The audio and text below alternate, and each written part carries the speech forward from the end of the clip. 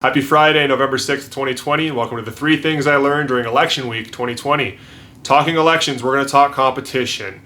Bad blood is expected when competing. It's always easier to vilify and depersonalize your competition.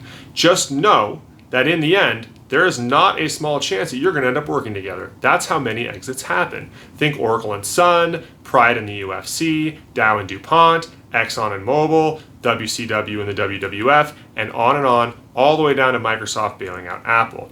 You see, division is the easiest way to cope with competition because you depersonalize and you vilify the other person. And social media makes it worse. It gives you an opportunity to do this publicly. You can see it from national elections all the way down to youth sports. There's probably about 50 people who think I'm talking about them and what's happened in the last 2 months. It's not. We wrote this one almost a year ago and saved it for elections. Guys, treat your competition with respect. You never know what the future brings. That's number 1.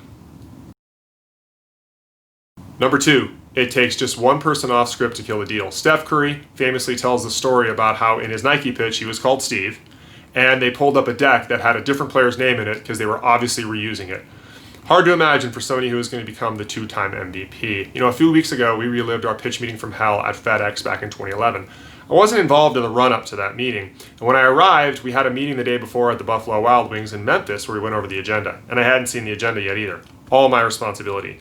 8 hours of agenda time. We had only planned for 4 because there was so much certainty that we were going to be chosen. It was a Hindenburg in there. We lost, and I did the same thing to one of our sales reps at Dow 2 years later when we visited them in Michigan. The good news, both those companies look past our mistakes and have been great partners since.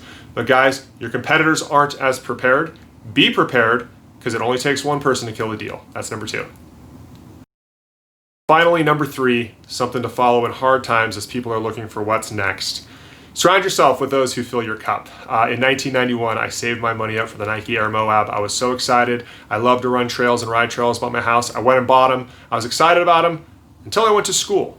Coming home crushed and through tears, I begged my mom to return the shoes. Then she offered lifetime advice. Sounds like you could use some new friends, not new shoes. Right now we're hearing from people that are taking some jobs, they're doing some partnerships that maybe aren't the best setup for them because they're trying to break a slump or raise some money or put food on the table. There is a video I share with my kids about fitting in by Russ Harris. I put it down in the comments. We all want to fit in, whether we say we do or don't. It's how we are built and how we've evolved. Take the time to find those who share your vision, your passion, and your values. Trust me, it's worth it, and it's something I have to remind myself of often. That's it for this week. We'll catch you next week.